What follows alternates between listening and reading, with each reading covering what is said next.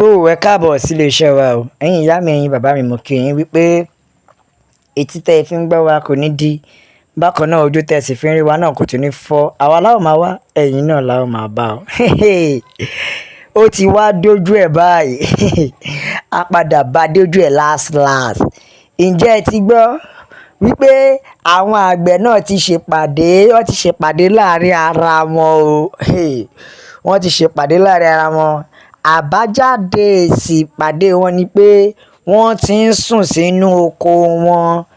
bẹ́ẹ̀ ni wọ́n ti ń sùn sínú oko wọn láti máa dáàbò bo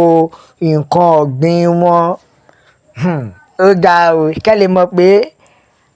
aláti sọ pé a nígbà fáwọn àwọn aráabí yìí mọ̀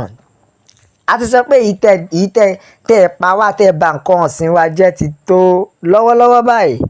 àwọn àgbẹ̀ náà ti bínú wọ́n ti ń sùn sínú oko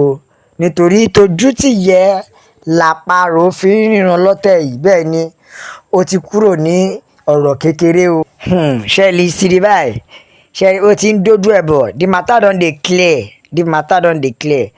àwọn àgbẹ̀ ti panu pọ̀ wọ́n ti wò pé the best way fún àwọn ni wípé àwọn káwọn yá máa sùn sí inú oko wọn sọ́dọ̀ àwọn lè dáàbò bo nǹkan ọ̀gbìn wọn torí kí wọ́n lè dáàbò bo nǹkan ọ̀gbìn wọn ni o wọ́n ti wá di pé oníkálukú ti yá ń sùn sínú oko torí ìgbàkígbà làwọn wèrè ará bíi fúlàní wọ́n lè dé bákan náà tó ṣe ń sùn sínú oko yẹn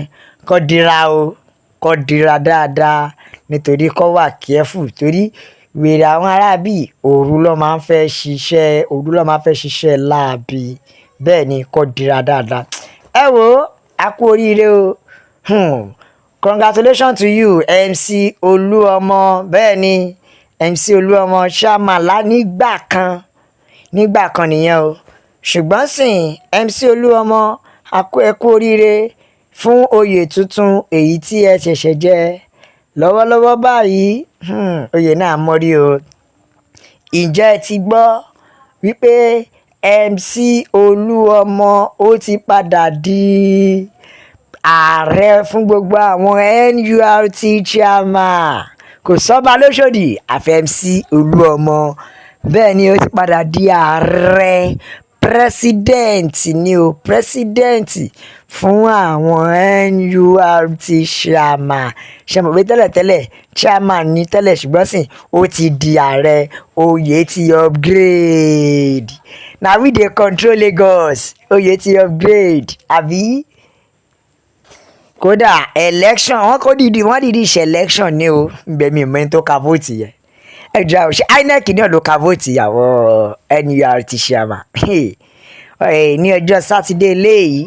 ni bàbá jáwé olúborí tó di ààrẹ fún gbogbo àwọn NURT chairman all over Nigeria pátápátá kò sọ́ba lóṣòdì àfi MC Olúọmọ ẹ káwọ́ sókè fún wọn o MC Olúọmọ bàbá kódà gbogbo àwọn NURT pátápátá bẹ́ẹ̀ ni gbogbo wọn pátápátá ni wọ́n dìbò ni wọ́n bọ́ta ni wọ́n dìbò yan MC o gẹ́gẹ́ bí alága pátápátá ìyẹn presido all over Nigeria ó ti yé yín another way kan tún nìyẹn o I reserve my comment ẹ wo ǹjẹ́ ẹ ti gbọ́ báyìí ṣé ẹ ti mọ̀ pé Donald Trump ó ti wọlé sí ìlú Amẹ́ríkà bẹ́ẹ̀ ni o ṣùgbọ́n ní ìwọlé tó wọlé yìí tẹ́ bá ń gbọ́ bàbá wọlé torótoró bàbá de para nítorí bó ṣe wọlé báyìí ló ti bẹ̀rẹ̀ sí ní swap into action ó ti yé yín kódà ìgbésẹ̀ yìí gan kódà ó jẹ́ káwọn Nàìjíríà kọ́ ni ó jẹ́ káwọn olórí Nàìjíríà wa ó jẹ́ kọ́kọ́ nǹkan bẹ́ẹ̀ ni torí àkọ́kọ́ Donald Trump rí i pé ó ti fòfilẹ̀ pé gbogbo anything like egbògi olóró wípé there will not be mercy for them wọn ò ní fojú àánú wo ẹnikẹ́ni tó bá ká mọ́ ìdí ìwà àbàjẹ́ báyìí tàbí ó ta ni o tàbí ó ń gbé ni o tàbí ó ń gbọ́jà bẹ́ẹ̀ ni wọ́n ní wọn ò ní fojú àánú wò ó tí ẹ ṣe títí wá Nàìjíríà yìí is a well corrupt country ó tún fi well corrupt country sí orílẹ̀-èdè wa ẹ wo ẹ̀yin ìyá mi bàbá mi Yorùbá nation la fẹ́ o òmìnira ilẹ̀ Yorùbá ìyẹn nìkan kọ́ ẹ wo ẹ jẹ́ kí n gbé yín débẹ̀ ǹjẹ́ ẹ ti gbọ́ wípé ọlọ́pàá ni o wọ́n tún padà lu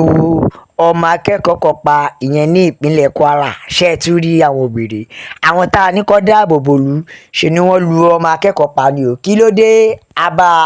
ṣùgbọ́n lọ́wọ́lọ́wọ́ báyìí wọ́n ti tó wọn kí ló dé kí ló ṣẹlẹ̀ tó fi di pé ẹ lu èèyàn pa ọlọ́pàá ta ni ó dáàbò bò lù bẹ́ẹ̀ láàrin èmi àti ẹ̀yin èèyàn wa kí lẹ wò pé ó lè ṣẹlẹ̀ tó fi di pé ọlọ́pàá fi lu èèyàn pa makachukwu ni o ego owó ni o n tó máa dálẹ̀ arákùnrin olóògbé yìí pẹ̀lú ọ̀rẹ́ rẹ̀ ní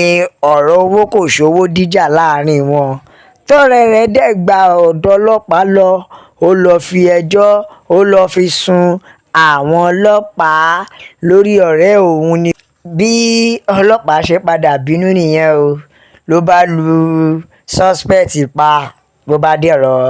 kéèsì kò ṣe kéèsì they go explain tire no evidence. ṣé ẹ mọ̀ wípé àwọn adájọ́ ilẹ̀ US kódà wọ́n ti cancel plan tí Biden ní ìyẹn ààrẹ tẹ́lẹ̀tẹ́lẹ̀ rí èyí tó fẹ́ sọ ọmọ ọ̀tá tó fẹ́ sọdọ̀ ọmọ ilé tó túmọ̀ sí pé gbogbo àwọn àlejò tí wọ́n fẹ́ ará Amẹ́ríkà tó fẹ́ sọ wọ́n di ọmọ Amẹ́ríkà gbogbo àwọn adájọ́ ti wọ́gi lé wọn náà wọn ò lè ṣe yẹn nǹkan tí àwa ìjọba tiwa bá tiẹ̀ ṣe lè náà bóyá ó máa dẹ́kun wọn ń kó àwọn wèrè àtàsínmí wọn ń kó wọn wọlé bóyá ó máa dẹ́kun wípé àwọn ará bíi control nígbà tó jẹ́ pé wọn ò ní adequate security tó tight ẹ wọ ẹ̀yin yá mi bàbá mi Yorùbá nation la fẹ́ òmìnira ilẹ̀ Yorùbá ló jẹ wá lógún onílé lóko lọ́nà lẹ́yìn odi ẹ bá wa share ẹ like ẹ comment ẹ tẹ̀ sójú ẹ jẹ́ yí àwọn èèyàn lọ́tún lọ́sì pé Yorùbá nation ni o no retreat no surrender ẹ jẹ́ ká àtẹ̀jíṣẹ́ àwọn èèyàn ẹ já gbọ́ nǹkan táwọn èèyàn sọ orílẹ̀-èdè Yorùbá nìkan ṣoṣo la fẹ́ bẹ́ẹ̀ ni o pẹ̀lú àṣẹ Èdùà Yorùbá nation ló lè ṣe é òmìnira ilẹ̀ Yorùbá ló jẹ wá lógún Yorùbá nation no going back we cannot continue like this divide this country bẹ́ẹ̀ ni ọdún mélòó la fẹ́ fi pín ilẹ̀ wèrè ẹ pín orílẹ̀-èdè yìí Yorùbá nation na we want no going back we are tired ó tó gẹ́ alùbàtà kan kì í darin bẹ́ẹ̀ ni we are tired one Nigeria is a scam bẹ́ẹ̀ ni a ṣe mọ́ bẹ́ẹ̀ ni ẹ̀wẹ̀ ìyá mi bàbá mi Yorùbá nation ló lè ṣe òmìnira ilẹ̀ Yorùbá la fẹ́ la fi sọ fún yín pé àgbẹ̀ máa ní roko títí kó gbàgbé lé bó pẹ́ bóyá onílé àrèlé ó dàbọ̀.